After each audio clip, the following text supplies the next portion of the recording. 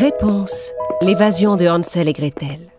Ce jour-là, la belle Réponse avait envie de faire un gâteau. Elle chercha partout, mais elle n'avait plus de cacao pour son gâteau. Elle décida d'aller en demander à une vieille dame qui vivait dans une maison en pain d'épices non loin de là. Elle contempla avec admiration les murs à la bonne odeur de cannelle et les fenêtres en sucre candi.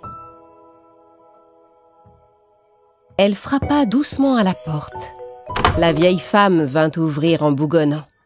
« C'est pourquoi? Qu'est-ce que tu viens faire chez moi ?»« Bonjour, madame, dites-moi, je voudrais faire un gâteau, mais je n'ai plus de cacao. Je peux vous en emprunter un peu ?» La vieille femme n'avait pas de très bons yeux. Elle s'approcha de Réponse et commença à se plaindre. « Tout le monde vient me demander des ingrédients. » Puis elle lui indiqua la cave au sous-sol. Je n'y vois plus très clair, mais vas-y, toi. Le cacao est sur l'étagère à droite à l'entrée du cellier.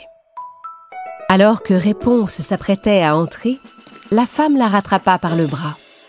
Hé, ne t'aventure pas trop loin, d'accord? Reste bien près de l'entrée, la cave est tellement grande. Tu risquerais de te perdre. Réponse ne comprenait pas l'étrange attitude de la femme. Elle descendit à la cave. Tout était si sombre et en désordre qu'elle dut gratter une allumette pour s'éclairer. Alors, qu'est-ce qu'on a par là? Des guimauves, de la vanille? Ah, voilà le cacao. Elle s'apprêtait à repartir avec le cacao quand elle entendit des murmures au fond de la cave. Chut, calme-toi, je crois que c'est pas la sorcière. Réponse, malgré l'avertissement de la vieille femme, s'avança timidement vers le fond de la cave. Elle frotta une autre allumette, et à cet instant, elle n'en crut pas ses yeux. Deux jeunes enfants apeurés la regardaient depuis l'intérieur d'une cage. « Ça alors, qu'est-ce qui vous est arrivé? Hansel, Gretel, qui vous a enfermé ?»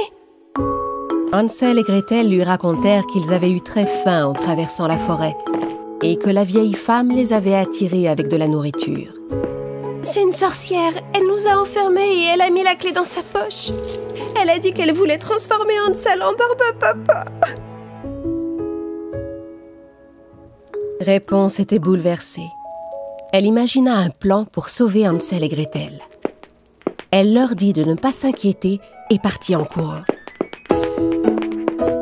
Elle rentra chez elle et prépara son gâteau.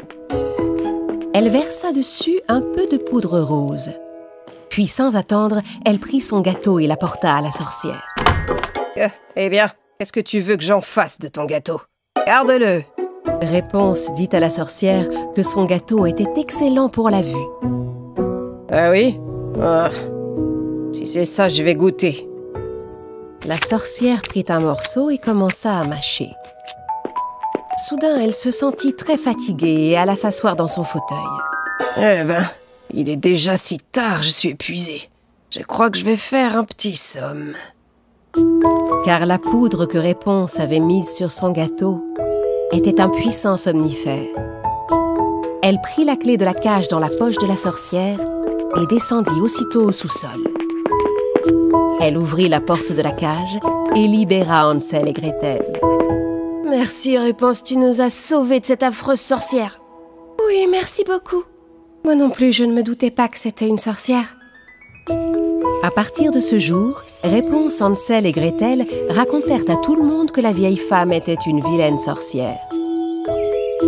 Et plus aucun enfant ne s'aventura chez elle. Avec intelligence et bonté, Réponse avait fait le bien une fois de plus et plongé la sorcière dans un profond et long sommeil.